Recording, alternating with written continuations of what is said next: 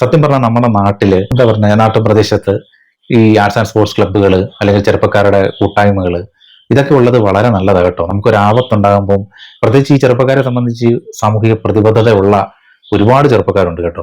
അപ്പൊ നമുക്കൊരു ആപത്ത് വന്നു, പെട്ടെന്ന് അവരെ ഒന്ന് വിളിച്ച് വിവരം പറഞ്ഞാൽ അവർ ഓടിയെത്തും. അല്ലാതെ എല്ലാ ചെറുപ്പക്കാരും കള്ളും കുടിച്ച് കഞ്ചാവ് കുടിച്ച് നടക്കുകയെന്നൊന്നും വിചാരിക്കരുത്. കാരണം നല്ല മനസ്സുള്ള, നാടിനെ സ്നേഹിക്കുന്ന, സാമൂഹിക പ്രതിബദ്ധതയുള്ള നല്ല മനസ്സുള്ള ഒരുപാട് ചെറുപ്പക്കാരുണ്ട് കേട്ടോ നമ്മുടെ നാട്ടില്.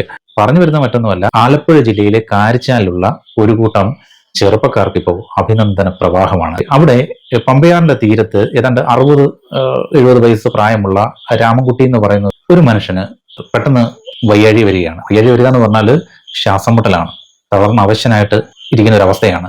വിവരം പഞ്ചായത്തിലെ 7-ാം വാർഡിലാണ് ഈ സംഭവം. അപ്പൊ അദ്ദേഹത്തിന്റെ ഭാര്യ പെട്ടെന്ന് സ്ഥലത്തെ പഞ്ചായത്ത് അംഗത്തിനെ വിവരം അറിയിച്ചു. ഇതുപോലെ ഭർത്താവ് ആവശ്യ നിലയിലാണ്, ഒരു ആംബുലൻസ് വിളിച്ചാൽ നന്നായിരുന്നു എന്ന് പറഞ്ഞു.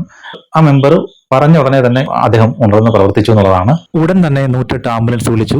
108 ആംബുലൻസ് അതിവേഗം ഈ സ്ഥലത്തേക്ക് പുറപ്പെട്ടു. പക്ഷെ ഒരു പ്രശ്നം എന്ന് പറഞ്ഞാൽ ഈ ആംബുലൻസിന് ഈ പറഞ്ഞ ആ ഒരു അവശ്യനിലയിലുള്ള മനുഷ്യൻ താമസിക്കുന്ന ആ വീട്ടിലേക്ക് എത്തിപ്പെടാൻ പറ്റാത്തൊരു സാഹചര്യമാണ്. കാരണം ഒരു ചെറിയ വഴിയാണ്.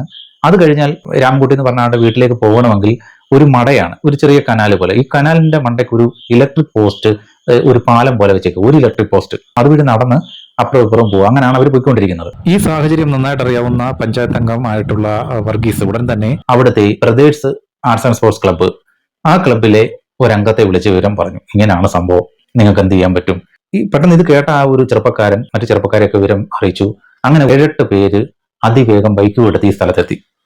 എത്തിയിട്ട് ഇവരവിടെ ചെല്ലുമ്പോൾ ആ മനുഷ്യൻ കസേരയിൽ തളർന്നിരിക്കുകയാണ്. വല്ലാത്തൊരവസ്ഥയാണ്, ശ്വാസം മുട്ടൽ ഉണ്ടായിക്കൊണ്ടിരിക്കുകയാണ്. ഈ മനുഷ്യനെ വള്ളത്തിൽ കൂടി ഇക്കരെ എത്തിക്കാമെന്ന് വിചാരിച്ചാൽ അത് നടക്കാത്ത കാര്യമാണ്. അദ്ദേഹത്തിന്റെ അവസ്ഥ വളരെ മോശമാണ്. പിന്നെ ഈ ചെറുപ്പക്കാർ ചെയ്ത് എന്താണെന്ന് ചോദിച്ചാൽ ആ കസേരയോടെ ചുമന്നു. എന്നിട്ട് ഈ ഇലക്ട്രിക് പോസ്റ്റിൽ കൂടെ 4 പേര് പിടിച്ചാണ് വരുന്നത്. അവർക്ക് ഇതുവഴി നടക്കാൻ പറ്റില്ല. അതിന് അവര് ആ ഒരു ചെറിയ കനാല്, അതിനകത്തുകൂടെ ചെളിയൊക്കെ ഉണ്ട്, അതിനകത്തുകൂടെ ഇറങ്ങി ഇപ്പുറത്ത് വന്ന് ഏതാണ്ട് 1/2 കിലോമീറ്ററോളം ഈ ചെറുപ്പക്കാർ 4 പേര് കയറി മാറി ഈ മനുഷ്യനെ ചുമന്ന് ആംബുലൻസിൽ എത്തിച്ച ഒരു കാഴ്ച. അവരുടെ ഒരു നല്ല മനസ്സ് നമ്മൾ ഓർക്കണം. അവർ ആ സമയത്ത് വന്നില്ലായിരുന്നെങ്കിൽ ഒരുപക്ഷെ ആ മനുഷ്യന്റെ ജീവൻ തന്നെ നഷ്ടമായേനെ. എന്തായാലും അദ്ദേഹത്തിനെ വണ്ടാനം മെഡിക്കൽ കോളേജിൽ കൊണ്ടുപോയി ഇപ്പോൾ അദ്ദേഹത്തിന്റെ അപകടനിലയൊക്കെ തരണം ചെയ്തതായിട്ടാണ് അറിയാൻ കഴിയുന്നത്. എന്തായാലും ഒരു ജീവൻ രക്ഷിക്കുക എന്ന് പറഞ്ഞാൽ അതിൽ പരം ഒരു പുണ്യം വേറെന്താ. ഈ ചെറുപ്പക്കാർക്ക് അതിന്റെ അനുഗ്രഹം തീർച്ചയായിട്ടും ഉണ്ടാകും. എന്തായാലും ഈ ചെറുപ്പക്കാർക്ക് അഭിനന്ദന പ്രവാഹമാണ്.